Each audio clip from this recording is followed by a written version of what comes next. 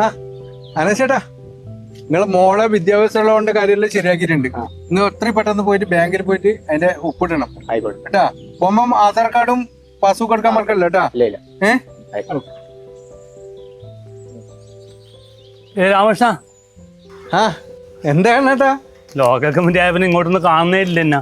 അത് നിങ്ങക്ക് തോന്നുന്നല്ലേ കണ്ണാട്ടാ? ജില്ലാ സമ്മേളനല്ലേ, തിരക്കിലായിരിക്കുമല്ലോ കണ്ണാട്ടാ. അതേന്ന് തിരക്കോട് തിരക്ക്. ആ ദാസാ, എന്റെ മത്സ്യത്തൊഴിലാളിയുടെ കാര്യം ശരിയാക്കിയിട്ടുണ്ട് കേട്ടാ. ഇന്ന് തന്നെ ഓഫീസിൽ പോയിട്ട് പൈസ അടക്കണം.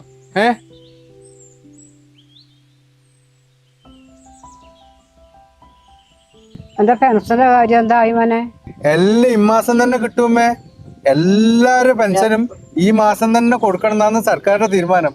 ഒന്നും പേടിക്കണ്ട. രാമകൃഷ്ണ, ആ റേഷൻ കാർഡിന്റെ കാര്യം എന്തായി? എനക്ക് ഓർമ്മയുണ്ട് ശ്യാമളേട്ടി. ഏതായാലും സമ്മേളനം കേട്ട് എല്ലാം ശരിയാക്കാം. അച്ചച്ച, ഈ കാസർഗോഡിന്റെ വൈവിധ്യങ്ങളൊക്കെ എന്താ?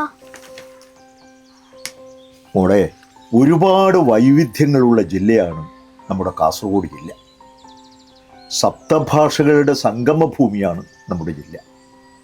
മാത്രമല്ല, രാജ്യത്താദ്യമായി ജില്ലാ പുഷ്പം, വൃക്ഷം, പക്ഷി, ജീവി ഇവയൊക്കെ പ്രഖ്യാപിച്ച ജില്ലയാണ് നമ്മുടെ കാസർഗോഡ്. തെയ്യങ്ങളും യക്ഷഗാനവും പൂരക്കളിയും അങ്ങനെ ഒരുപാട് കലാരൂപങ്ങൾ, എത്രയെത്ര നദികൾ, ഇങ്ങനെ വൈവിധ്യങ്ങൾ നിറഞ്ഞ ജില്ലയാണ് നമ്മുടെ കാസർഗോഡ്. അച്ചച്ച, നമ്മുടെ ജില്ലയുടെ പൂവേത്? പെരിയ പോളത്താളി പൂവാണ് നമ്മുടെ ജില്ലാ പുഷ്പം. അതുപോലെ കാഞ്ഞിരമരമാണ് ജില്ലാ വൃക്ഷം.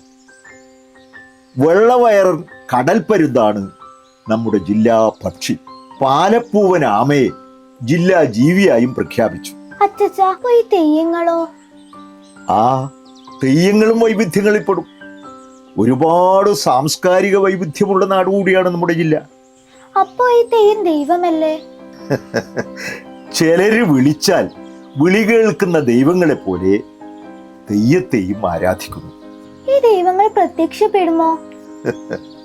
മോളെ, ദുരിതങ്ങൾ അനുഭവിക്കുന്നവരുടെ കൺമുന്നിൽ സാന്ത്വനവുമായി പ്രത്യക്ഷപ്പെടുന്നവരാണ് അവരുടെ കൺമുന്നിലെ ദൈവം.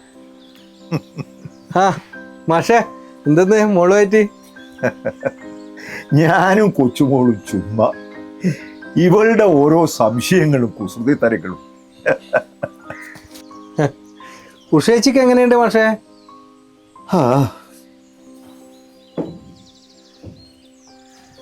ഉഷേച്ചി,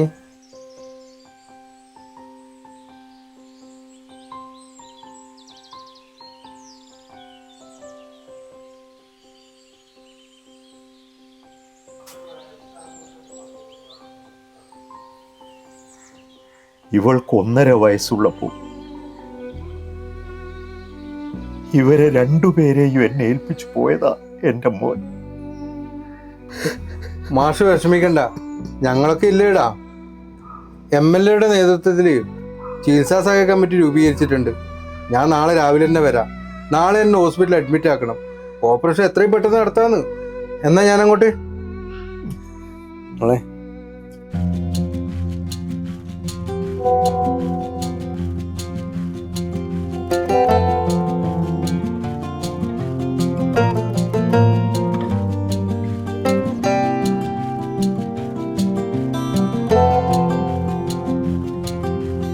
ഉഷേച്ചിയുടെ ചികിത്സക്ക് ആവശ്യമായ പൈസ സ്വരൂപിച്ചു കഴിഞ്ഞിരിക്കുന്നു. ഇനി ആരും തന്നെ പൈസ അയക്കേണ്ടതില്ല. സഹകരിച്ച എല്ലാ മാന്യ വ്യക്തികൾക്കും നന്ദി അറിയിക്കുന്നു.